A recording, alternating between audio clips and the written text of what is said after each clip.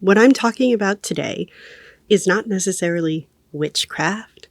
It's the magic of mindfulness, which I know sounds super hokey, but just stay with me, okay? When you incorporate rituals into your daily life, because, pardon me, but a routine, a habit.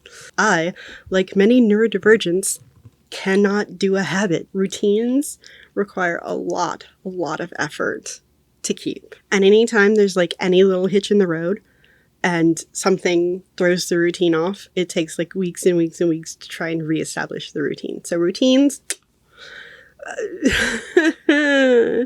yeah, we're just not going to do them. Instead, I invite you to join me in enacting rituals. Rituals are best done on a regular basis, right? That's how they keep working, is you keep doing them. Much like a routine, but without all of the heavy guilt that comes with the routine when you fail at the routine. I will tell you my rituals that I do in order to keep myself in a magic sort of wondrous, enjoying life every day sort of mindset. Firstly, if you are any sort of creative at all, even in a minuscule amount, I highly recommend you get yourself a copy of this book, The Artist's Way by Julia Cameron. And in this book, you don't have to get this book, but I highly recommend you get a copy. I will give you, it's only a bit of the book. Okay, there's a lot more stuff. There's a lot more it kind of verges on like self-therapy kind of stuff, breaking down a lot of the barriers that we put up for ourselves to get in the way of our own creativity. But the number one thing that she suggests is doing morning pages, and that's sitting and writing 3 longhand pages a day. Your book does not have to be this big. Find a book you like. If you're not picky, notebook paper works. But 3 pages a day, you can just write, I don't know what to write over and over until something comes into your head. It takes me half an hour to write my 3 pages, 10 minutes a page for a book that size. But there is some sort of something that gets unlocked up in here when I'm writing. When my hand is moving over the page, when I am taking the words out of my brain, and I make my brain slow down to match the speed at which I can write. Because I'm going to be honest with you, I can't read my own handwriting. You don't have to read it back. That's the beauty of this. It's not for reflection. It's not for going back and reading over it. You don't have to read your own handwriting. You can just vomit words onto the page, and it's okay. It's about getting what's up here out. Just taking all of the big jumble of things that's in our brains and getting it out so that we have room to make a mess again up here. I like to tell myself I'm giving myself room to make a mess. I'm giving myself room to work. I have to make a mess when I work. I have to have all of my pieces of my project where I can easily reach them. Give yourself room to make a mess in your own head. Okay, that's ritual number 1. I like to sit with my morning coffee and do a little pages, and I don't do them every day. In the book, Julia Cameron says you should do this every day. And yes, while there is something fulfilling about doing them every day, there's also like pressure when you put something in front of yourself to like make sure you do it every day. If you skip one day, it feels like everything is ruined. And so I'm going to say it doesn't have to be every day. Do it as often as you want to do it. Make it a ritual. Okay? Invoke your creativity through the ritual of morning pages. You do not have to pressure yourself. All right? This isn't about being perfect. It's about enjoying life. And if you put pressure on yourself, you're not going to enjoy it. Okay? Time to romanticize, babe. Time to be just a little delulu, as they say. The next ritual. This is great if you have a dog. A walk. Just a walk. It doesn't even have to be outside.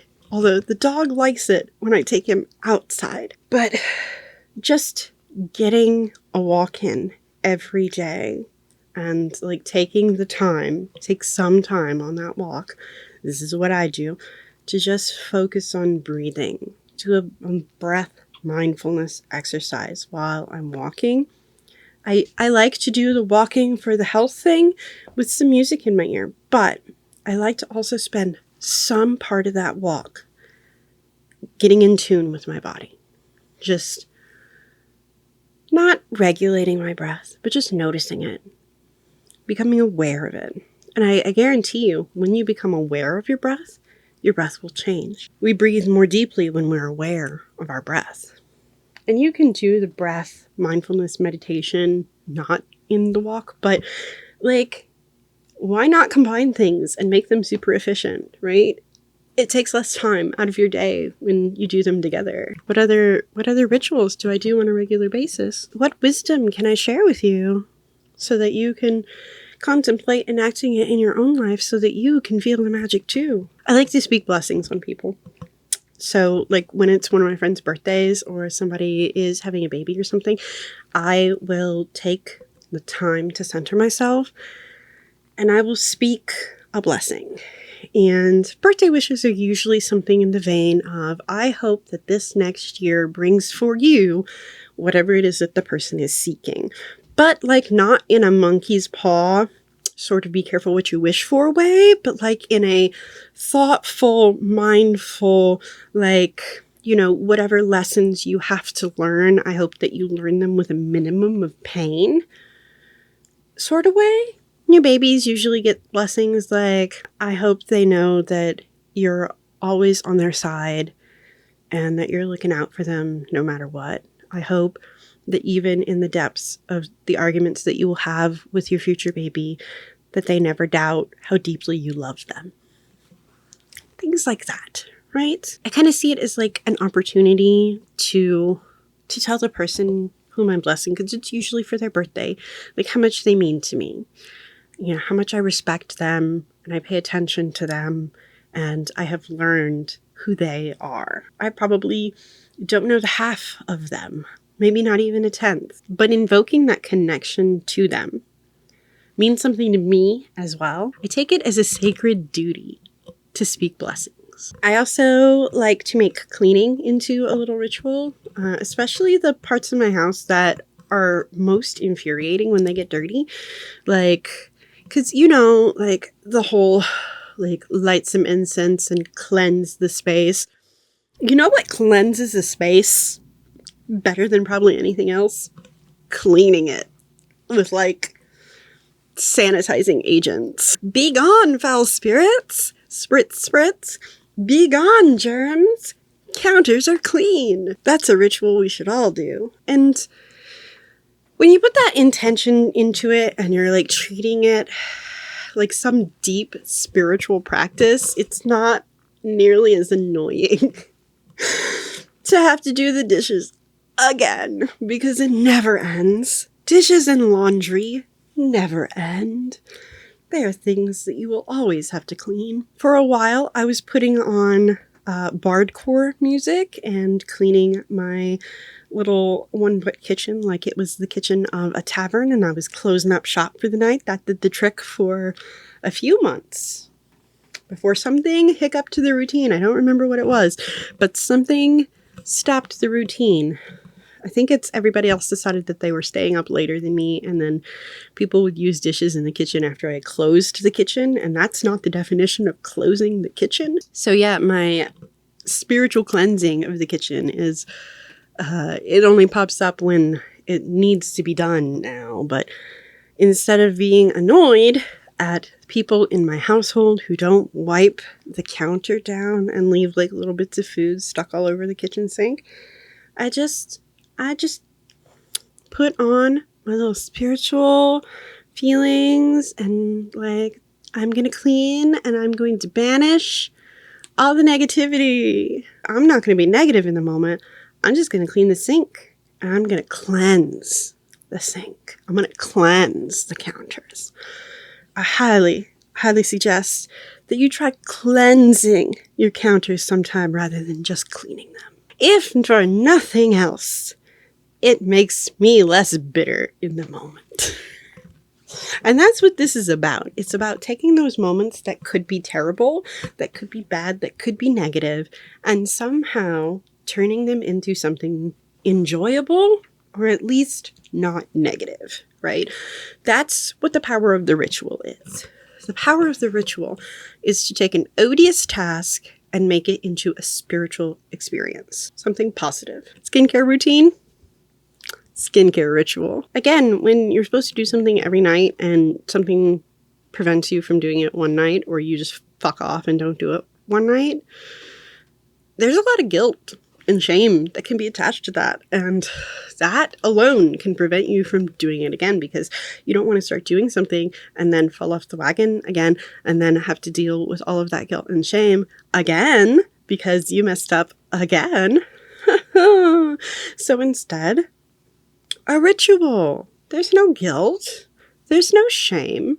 You can pick up a ritual anytime you want. You don't have to feel bad about having gone to sleep at 4 p.m. and slept all night and missed your skincare that you're supposed to do every night, because you know what? You needed more sleep that night, and that's okay. And not doing your moisturizer once in a while isn't going to kill you.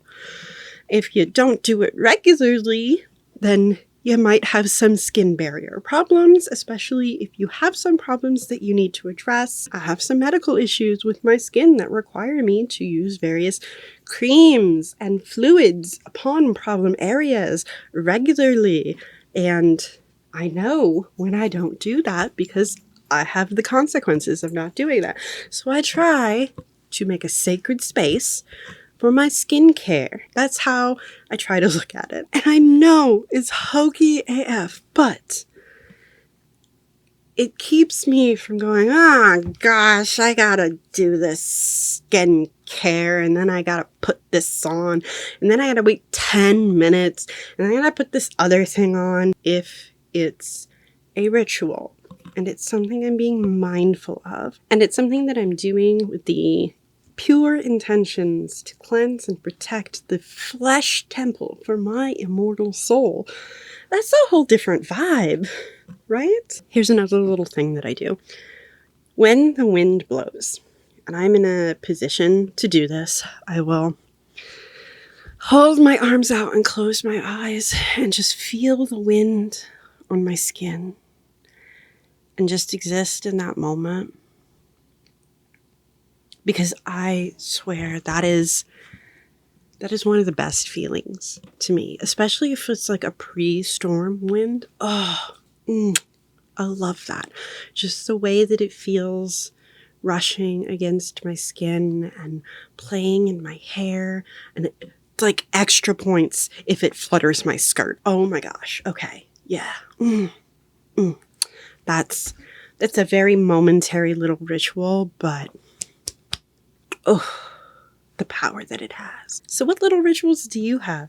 What do you do that you didn't realize was a ritual, but you are now starting to think, okay, that's a ritual. I should be mindful about how ritualistic that is. What do you do on a regular basis that frees you from shame and guilt of having to have the thing that you do every single day? And then when you fail, it's like, oh no, what do you do? What do you do to combat that? Do you understand what I mean when I say the shame and the guilt of having failed in your routine? Neurodivergent friends, please write me a novel below or to the side or whatever they've done with comments. I don't know. It's different on like every different device now too. So everything's changing. That's the one constant in life is change, isn't it? Oh, I'm just waiting for them to update the Android on my phone again, and me not to know what to do with it. Every time they do that, they change something that I feel didn't need to be changed, and I have to get used to it again, and then just right when I get used to it, they change it again. I don't dislike change, except when it's unexpected. No, I really don't like change. I would be a creature of habit if I could maintain habits. Okay, my love, I've got to go. I've got to get this edited so that I can get it uploaded because I am speedrunning a couple of projects. As I speak this, it is afternoon on Monday. Yes, I'm coming at you from the past. I'm a time traveler, and I have some projects that I need to get done by Wednesday afternoon. It is Monday afternoon now, And I have to stream tonight, twitch.tv/HanabiCraft, although I don't think I'm streaming the week that this comes out. I'm not sure. Time, math, I don't do math. If you've been here for any amount of time, you know that math and me, we don't go together. Who is she? She doesn't even go here. I love you. Drink some water, stay hydrated, uncurl your back because you look like a shrimp and it's going to give you back pain for the rest of your life if you don't fix your posture. I'm not saying have a ramrod straight backbone. I'm just saying this. Just roll your shoulders back occasionally, once in a while. Do a little stretchy stretch, get that body moving. Eat something. I don't care what you eat, just eat something. Take care of my friend. I promise I will do my very level best to take care of yours.